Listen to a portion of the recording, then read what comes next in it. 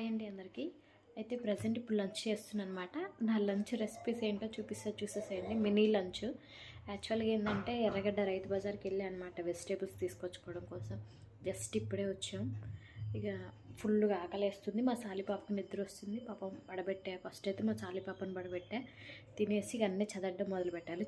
చూసేసేయండి కర్రీస్ ఏంటి అని. ఒకటి వచ్చేసి సొరకాయ కర్రీ. ఇది వచ్చేసి ప్లేట్ మారింది ఇవాళ. ఇది మా బావదనమాట ప్లేటు.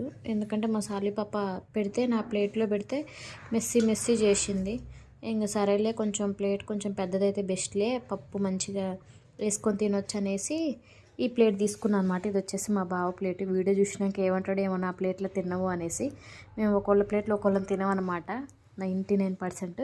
ఇది వచ్చేసి పప్పు అనమాట, టమాటో పప్పు విత్ పెసరపప్పుది అనమాట. అక్కడేమో కూరగాయలు ఉన్నాయి చూడండి. కింద కూర్చుందామంటే అంత పిచ్చి చేసింది. అందుకని కింద కూర్చోకుండా పైన కూర్చున్నాను అనమాట ఫస్ట్ టైం.